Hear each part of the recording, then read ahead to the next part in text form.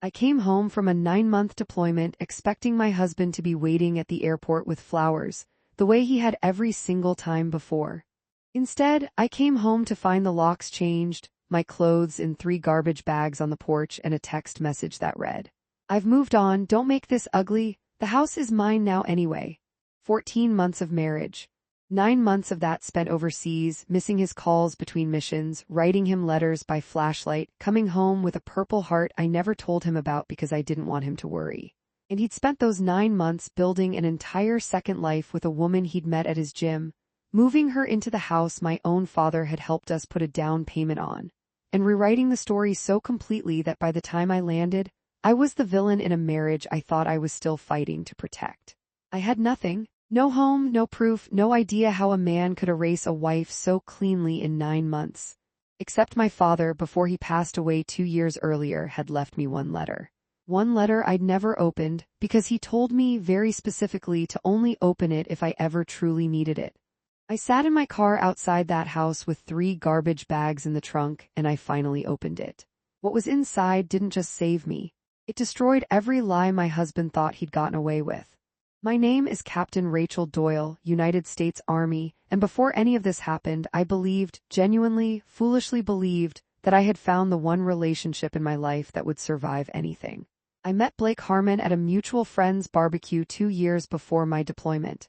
He was charming in that easy, confident way that made a room lean toward him, a regional sales manager for a tech company, the kind of man who always seemed to know exactly what to say.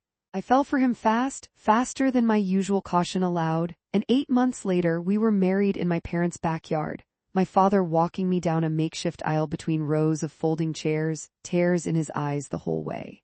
My father, Colonel Edward Doyle, retired Army himself, had never been an easy man to impress.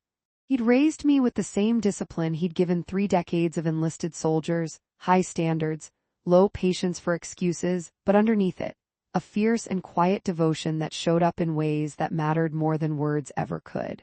When Blake asked for my hand, my father took him out to the garage for 45 minutes of what Blake later called the most intense conversation of my life. My father never told me what was said. He just came back in, nodded once, and said, "He'll do." 6 months into our marriage, I received deployment orders.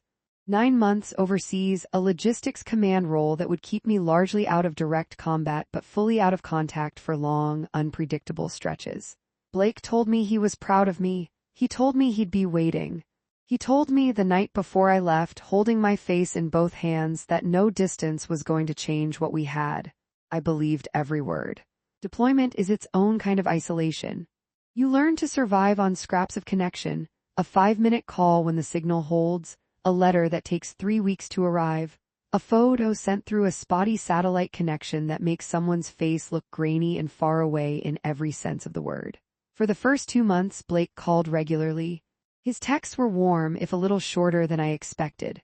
Around month 3, the calls started dropping off, always some excuse, a work trip, a bad signal on his end, a late night that turned into an early morning before he remembered to call.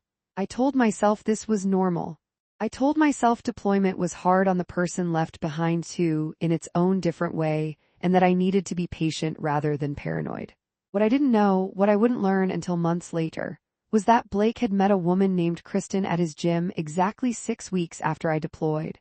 What started, according to people who later filled in the gaps for me, as innocent flirtation over shared workout schedules became something else entirely by month 4. By month 5, Kristen was staying over on weekends. By month 6, some of my things, my clothes, my books, a framed photo of my father and me at graduation, had quietly disappeared into storage boxes in the garage, replaced by a woman's belongings my husband apparently felt no urgency to explain to anyone, least of all to me, 10,000 miles away and unable to check. I sustained an injury during month 7, nothing catastrophic, a shrapnel wound during a convoy incident that earned me a Purple Heart and a 2-week hospital stay on base. I didn't tell Blake the full extent of it. I told him I was fine, a minor scrape, because I didn't want him carrying worry he couldn't act on from 6,000 miles away. I remember being proud of that decision at the time, protecting him the way I'd protect any soldier under my care.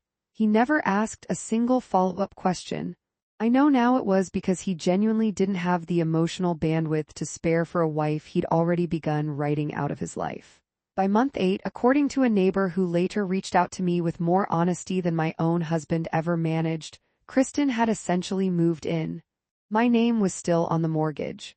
My name was still on the lease for both our cars. My father's money, the $18,000 he'd gifted us as a down payment 2 years earlier, meant as a foundation for our future, was still sitting in the equity of a house I no longer had any real claim to, according to Blake's plans, though I didn't know that yet either. I flew home in the 9th month, a week early due to a shift in redeployment scheduling, exhausted, injured, and still, impossibly, hopeful.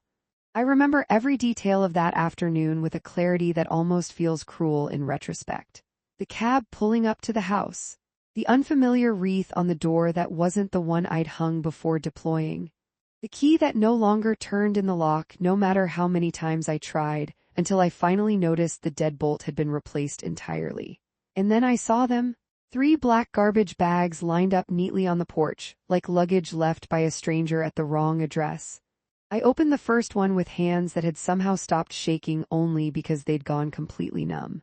My clothes, my books, the framed photo of my father cracked at the corner of the glass tossed in without a second thought. My phone buzzed as I stood there. A text from Blake, the first real communication I'd had from him in nearly 3 weeks.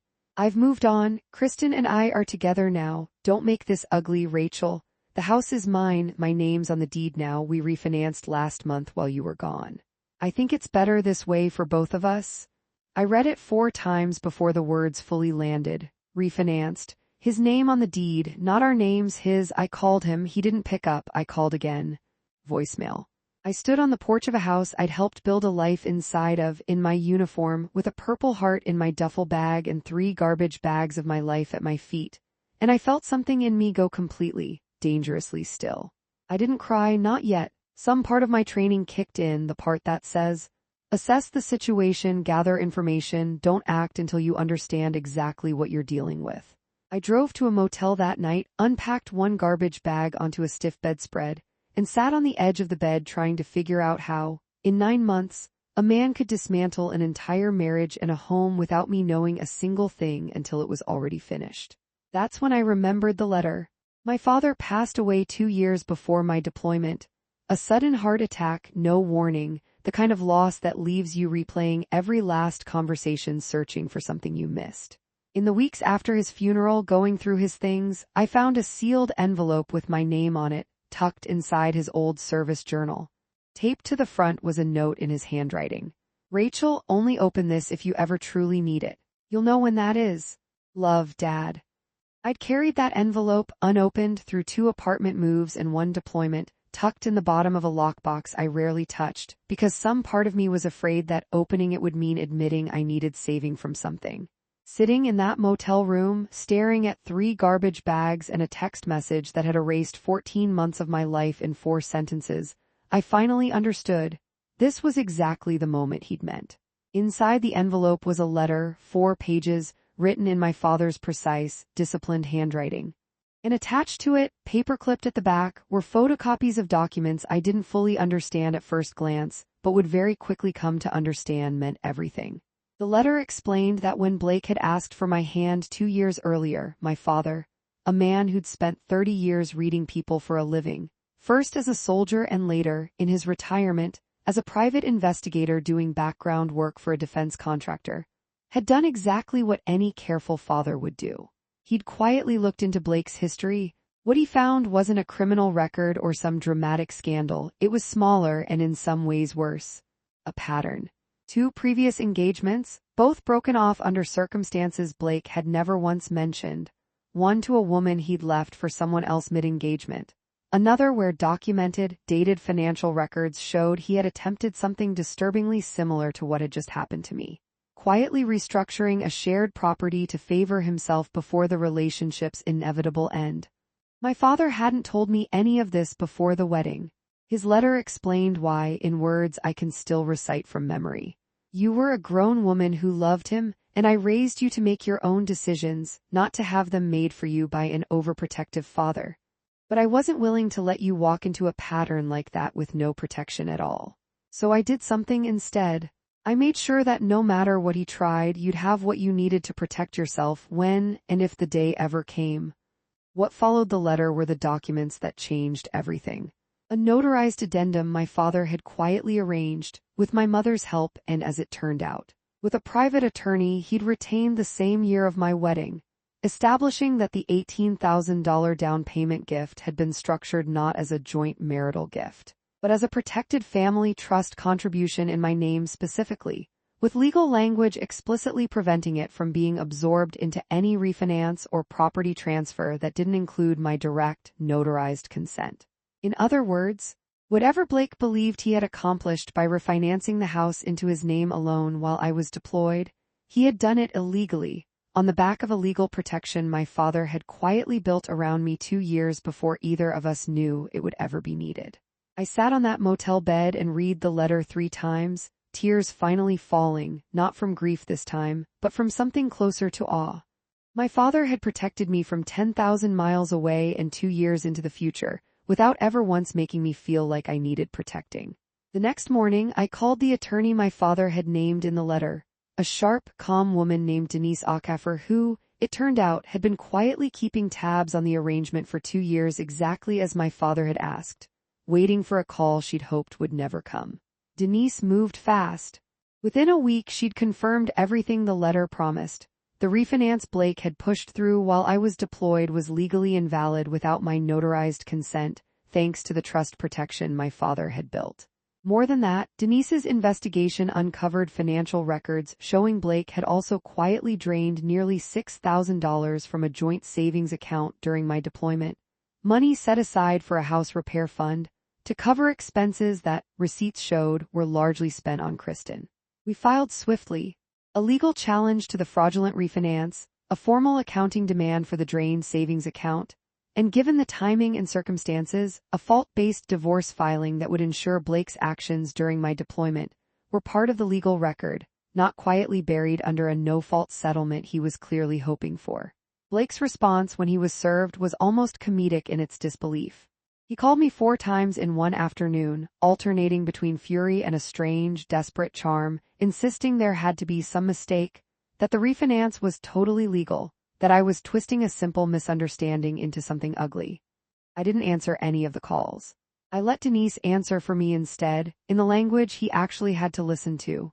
The hearing took place 3 months later, delayed slightly by Blake's attorney's attempts to argue around the trust documentation, attempts that fell apart almost immediately once my father's meticulous paperwork was entered into evidence. I sat in that courtroom in my dress uniform, my Purple Heart citation included in the evidence packet not for sympathy, but simply as part of the deployment timeline Denise needed to establish exactly when I was overseas, unable to consent to anything, while Blake orchestrated a refinance behind my back. The judge reviewed the trust documents my father had arranged 2 years earlier with a kind of visible respect I hadn't expected from a courtroom. It's rare, she said at one point, almost to herself, to see a family protect a beneficiary this thoroughly, this far in advance. She ruled the refinance null and void, restored my legal claim to the property, and ordered Blake to repay the full $6,000 drained from our joint savings, plus a portion of my legal fees, citing what she called a clear pattern of deliberate financial concealment during a period when the plaintiff was fulfilling active military service. Blake's face, throughout the entire ruling, moved through disbelief, anger, and finally a kind of hollow resignation. Kristen, who had come to sit beside him for the hearing, quietly gathered her things and left before the judge had even finished speaking, apparently unwilling to stay attached to a man whose finances had just publicly, legally unraveled in front of her. Outside the courthouse, Blake caught up to me in the parking lot, some last desperate attempt at damage control. "You didn't have to destroy me over a house, Rachel." I looked at him for a long moment, this man I'd once trusted with letters written by flashlight, with worry I'd hidden to protect him, with 14 months of a life I genuinely believed in. "I didn't destroy anything," I said. "You did that yourself 9 months before I even knew there was anything to destroy. I just stopped letting you lie about it." I walked to my car and didn't look back. I didn't gloat to mutual friends. I didn't post the court documents online, though Denise assured me I was well within my rights too. I didn't track down Kristen to tell her what kind of man she'd inherited. I just took back what was legally, rightfully mine, the house, restored fully to my name once the property was sold and the equity divided per the court's ruling, the $6,000 and most importantly, the truth, finally spoken plainly in a room where lies had nowhere left to hide. I used the proceeds from the house sale, combined with my father's original protected trust contribution, to buy a small place of my own near base, nothing extravagant, but entirely, undeniably mine, purchased with my name on every single document this time, no exceptions. I kept serving. I made major 18 months later. I visit my father's grave more often now than I used to, and every time I tell him the same thing, that the letter worked, that I understood exactly when I needed it, and that somehow, even 2 years after he was gone, he still managed to stand between me and the worst version of what could have happened. Here's what I've learned, and it's the reason I wanted to share this story tonight. Some people will use your absence, your trust, your willingness to protect them from worry as an opportunity to quietly take everything you built together. But sometimes, the people who love you most protect you in ways you don't even discover until the exact moment you need it. Long after they're gone, in handwriting you almost didn't open, in paperwork you didn't know existed, in love that outlasts even their own lifetime. If this story meant something to you, if you've ever come home to find your trust had been used against you while your back was turned, I want you to know something. You are not foolish for trusting someone with your whole life. And sometimes, the people who raised you made sure that even if trust was broken, you would never truly be left with nothing. Thank you for listening to my story. If it moved you, subscribe, share it with someone who needs to hear it, and I'll see you in the next one.